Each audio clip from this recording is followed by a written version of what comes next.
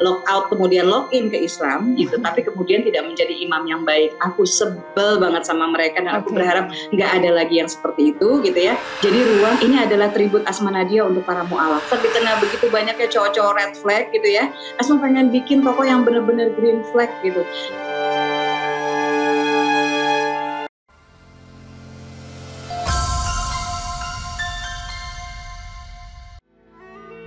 Bun, boleh tanya nggak? Ini juga buka-buka rahasia dapur. Meskipun bukan produser, boleh tahu nggak budgetnya berapa? Kan ini film keluar negeri ya, udah pasti besar banget ya Bun ya. Kalau berita-berita tuh sampai besar banget sih kalau film ini tuh sampai belasan M gitu. Wow. Gitu. Berita-beritanya gede banget gitu. Jadi karena memang 100% itu kita syutingnya di sana.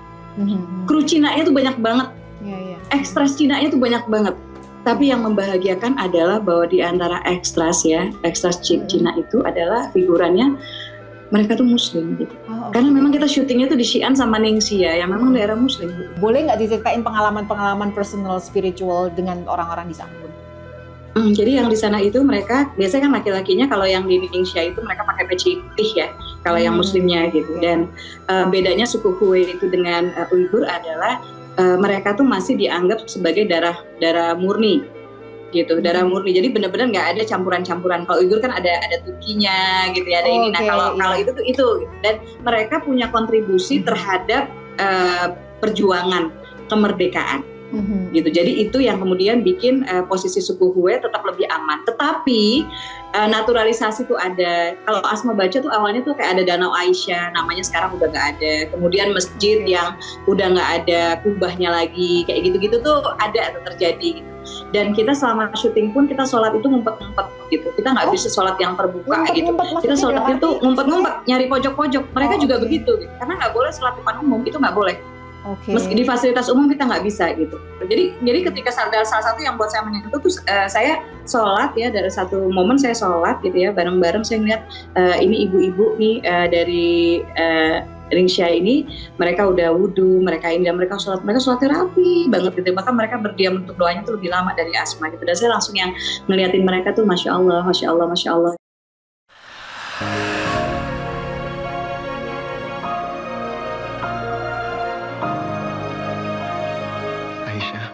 Mau kan kamu jadi pasangan hidup aku?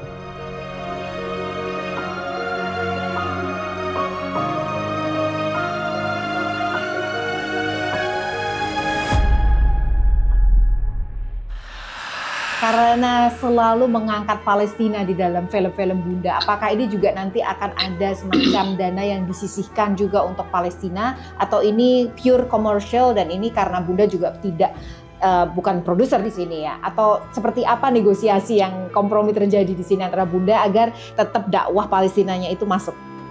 Oke. Kalau buat Asma, kenapa saya berusaha serius ya untuk menghadirkan novelnya, karena novel bisa menjadi ruang edukasi yang lebih. Jadi kayak di novel itu Asma bisa lebih banyak nulis tentang Uighur, di novel Asma lebih banyak bisa nulis tentang Palestina gitu, yang buat teman-teman film ini nggak bisa diangkat karena ketika kita mau syuting di Cina pun kita kan harus ngasih sinopsis, harus ngasih skenario gitu loh, dan mereka pastinya anti gitu dengan hal-hal yang seperti itu. Gitu. Jadi kita banyak keterbatasan gitu. Nah terkait misalnya profit dan lain-lain, saya yakin di sini ada banyak orang-orang baik di film ini, ada banyak orang-orang yang saya kira punya agenda kebaikan gitu, walaupun tidak mereka ikrarkan.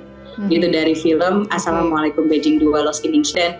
Dan ini relate banget dengan isu yang patah hati, move on, frustrasi, ditinggal gitu ya, bucin gitu, bahkan saking bucinnya bisa berpindah agama gitu. Jadi mudah-mudahan ada banyak ruang-ruang diskusi, dan ruang diskusi itu juga gitu. Jadi kayak misalnya berarti kamu masuk Islam bukan karena Allah. Nah iya itu tadi pertanyaan saya. Itu ada tuh diskusi-diskusi itu gitu.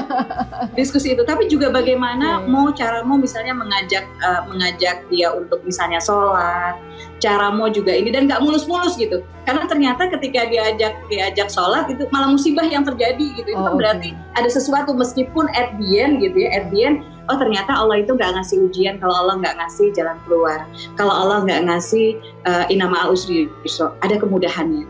Dan ada kesulitan hebat yang dihadapi Aisyah Rani di sana ketika dia ke sana, tapi juga Allah mengirimkan kemudahan, salah satunya lewat tokoh yang bernama Muhammad. Oh iya.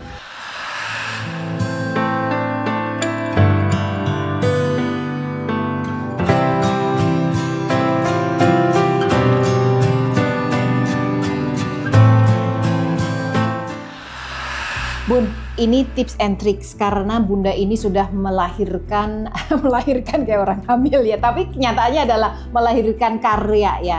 Buku 16 biji yang sudah difilmkan, yang belum difilmkan masih berrentet-rentet ya. Kemudian ada 8 juga dari buku yang juga disinetronkan, yang sekarang juga masih ada jalan ya di salah satu stasiun televisi swasta.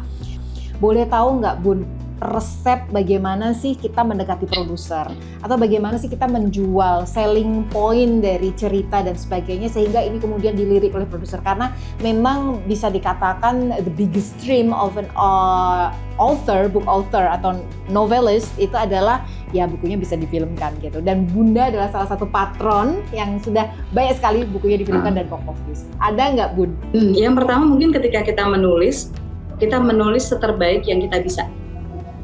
Jadi nulis benar-benar taruh hati kita. Karena ketika kita menaruh hati kita penuh, kita menulis sebaik yang kita bisa gitu. Walaupun karya itu tetap tidak sempurna pastinya gitu ya. Karena karya juga bukan kitab suci gitu. Tapi kalau kita sudah menulis sebaik yang kita bisa dan tidak menyerahkan kepada penerbit kecuali kita sudah puas pada saat itu gitu ya. Mudah-mudahan takdir baik menjemput. Misalnya gini, makin baik malah kayak misalnya Surga yang Tak Dirindukan 1 gitu. Asma ketika nulis nggak kebayang difilmkan, ketika difilmkan nggak kebayang akan ada kedua dan ketiga gitu. Tapi ternyata ketika kita sungguh-sungguh di buku yang pertamanya, seperti juga Assalamualaikum Beijing 1 gitu kan, akhirnya difilmkan. Ketika difilmkan kemungkinan untuk bikin sequel, prequel dan lain-lainnya itu jadi lebih ada gitu. Yang kedua, kadang-kadang kita berpikir harus dengan tema-tema yang ajaib gitu ya untuk bikin cerita gitu. Out of the box ya. Jangan yang biasa-biasa aja gitu ya. Bukan biasa sih, yang penting tuh gini, mau ajaib mau enggak, yang penting relate dengan masyarakat. Karena relate ini yang Pak Manu juga pernah bilang gitu, salah satu yang bikin dia jatuh cinta dengan Surga yang Tak Dirindukan, makanya kita bisa bikin sampai 1, 2, 3, ketiga-tiganya difilmkan. Dia bilang ini tuh relate gitu. Pengkhianatan, dan itu kan pelopor ya sebetulnya untuk kisah-kisah, sama seperti Catatan Hati Seorang Istri gitu, drama rumah tangga di televisi gitu. Jadi relate ini yang membuat kita yakin bahwa ketika orang baca atau ketika orang nonton, aduh ini gue banget, atau aduh ini yang dialamin kakak gue, aduh ibu gue ngalamin kayak gini, aduh gitu, kayak orang-orang di sekitar dia gitu. Jadi memang isunya tuh dekat dengan dia. Menurut saya itu penting gitu. Boleh ceritanya boleh ajaib, boleh negeri angka beranta, tapi itu. Yang ketiga sebetulnya gini, ada hal-hal yang kita masih belum keterbatasan dari segi industri film ya. Misalnya kalau kita bikin cerita yang kolosal, nah itu peluangnya pasti lebih kecil kalau menurut Asma untuk difilmkan. Butuh produser yang benar-benar serius, kemudian budget yang benar-benar besar gitu. Dan kalau kita belum sekelas misalnya gitu ya, Putu Wijaya atau kayak Pramudia Anantatur gitu kemarin di filmnya itu kan Bumi Manusia gitu. Apa iya gitu produser akan mempercayakan film kolosal gitu, cerita kolosal di kita gitu ya. Nah yang 4 sebetulnya yang lainnya adalah sebetulnya kita cuma butuh satu cerita yang viral atau satu cerita yang box office yang produser tuh nggak akan lupa gitu ya. Dan di luar itu adalah iringi dengan produktivitas. Karena kalau produktivitas gini, kita punya lebih banyak yang bisa kita tawarkan ke produser. Kita ketemu produser ini, Asma punya nggak cerita tentang ini? Oh ada, Asma ada cerita ini Pak, gini. Oh ini, oh cerita ini belum ya Pak ya? Gimana kalau cerita ini? Gitu. Kita jadi punya lebih banyak opsi gitu untuk ditawarkan. Jadi probabilitasnya juga menjadi lebih besar. Asma kira itu sih Hanum, dan kalau menurut Asma kita juga harus membina pasar kita gitu, harus berbicara, jangan cuma ngiklan aja gitu. Tapi kita harus membangun komunikasi yang bagus juga gitu sehingga pembaca akhirnya atau penonton percaya bahwa kita nggak pernah bikin cerita cuma untuk uang, kita nggak pernah bikin cerita cuma untuk sensasi. Pasti ada insya Allah kebaikan yang hangat gitu, yang akan mendekap hati kita usai kita membaca bukunya atau kita menonton filmnya. Oke. Bun, ada ini katanya juga buku yang sedang dipegang Bunda tadi, kayak saya ngelihat nih buku apa nih? Nah itu dia, ini apa juga akan difilmkan nantinya?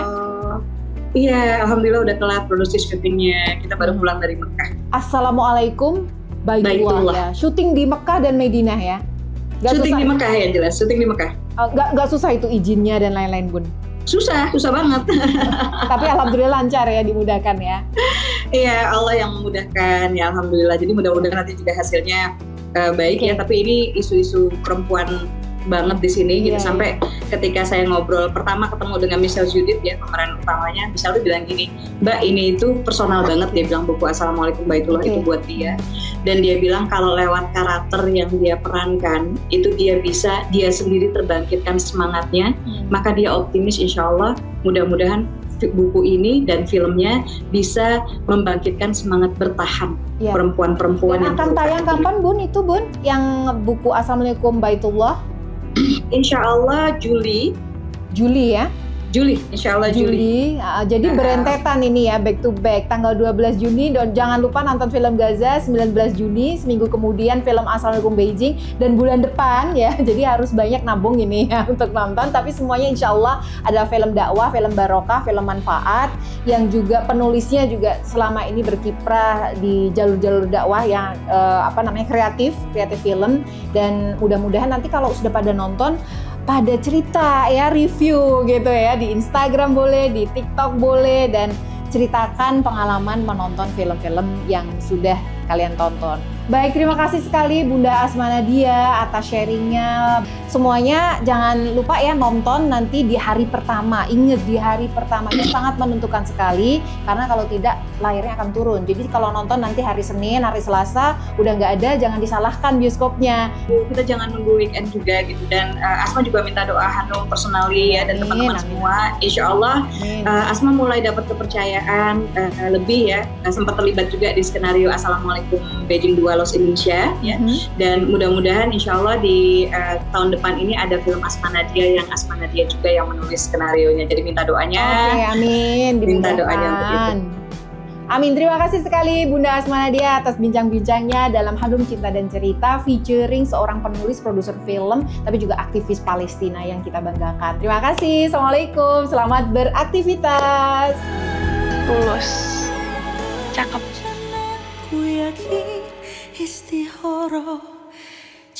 Jujur dari lubuk hatimu yang paling dalam, kau pasti ada rasa sama Isa kan?